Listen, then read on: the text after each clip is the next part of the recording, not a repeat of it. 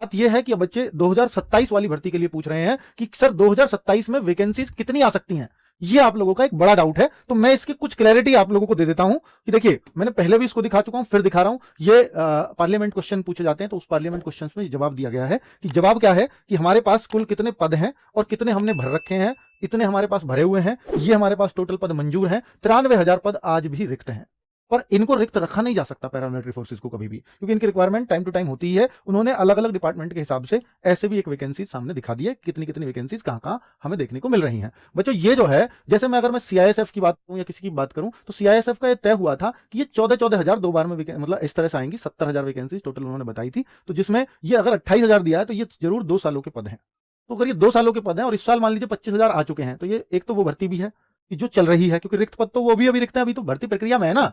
तो फिर जो 25 अगर मैं इसमें से घटा दूं, आप इसमें से 25 कम कर लीजिए। अगर मैं इसमें से 25 कम करता हूं तो 68,000 जो वैकेंसीज बच रही हैं वो किस ईयर के लिए हुई, वो 2027 के लिए हुई। अब आप ये देखो कि सर ऐसा भी हो सकता है क्या 18,000 यहां चली जाए, ये भी हो सकता है कि ये बढ़कर के 43,000 हो जाए और ये फिर 50,000 के आसपास रह जाए। पर इस साल किसी भी सूरत में 50,000 से कम रहने की उम्मीद नहीं दिखती। और ये जब तक का है, जब तक ये पार्लियामेंट क्वेश्चन पूछा गया होगा। कब का है भाई? ये 11 फरवरी 2026 का। इसके बाद जो पदों में और वृद्धि, क्योंकि ये तो टाइम टू टाइम बढ़ते रहते हैं, हर साल आप सोचो ना 50,000 वैकेंसीज निकल रही हैं, बढ़ रही हैं, तो ये तो टाइम टू टाइम पद बढ़ते ही रहेंगे।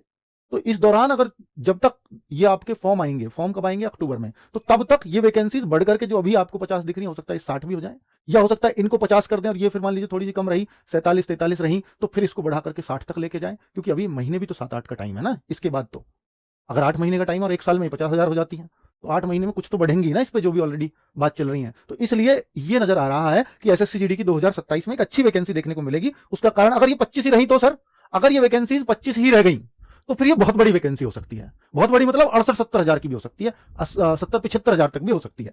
तो ये फिर चांस है। अभी देखो 55,000 नए जवान भर्ती होंगे, ये भी आपने गृह मंत्रालय का ये वो भी प्रस्ताव भेजा, 55,000 नए जवान भर्ती होंगे, तो ये भी आ गया। तो ये 55,000 क्या ये है जो 25 है उसको ही 55 कर दिया जाएगा? नहीं, उनको तो 55 नहीं किया जाएगा, पर हाँ उसमें कुछ पदों को उस तरफ भेज करके और इसमें रखा जाएगा। तो 55 है, बाकी ये इतने होंगे। गृह मंत्रालय इसका प्रस्ताव लगातार भेजता रहता है, ऐसा नहीं कि एक साथ ही ये भेज दिया अब इसके बाद कोई प्रस्ताव नहीं भेजेगा। अभी हो सकता है सीआईएसएफ भेजे कि मुझे और ज्यादा रिक्वायरमेंट है, बीएसएफ भेजे मुझे ये रिक्वायरमेंट और है, तो फिर ये नेक्स्ट ईयर 2027 में भी टाइम है, अर्थात अक्टूबर तक का टाइम बहुत बड़ा टाइम होता है। तब तक ये वैकेंसीज कितनी और बढ़ के हो जाएंगी वो आपको नहीं पता। तो कुल मिलाकर के ये स्पष्ट होता है यहां से कि इस बार एसएससी जीडी में एक बड़ी वैकेंसी देखने को मिलेगी। ठीक है।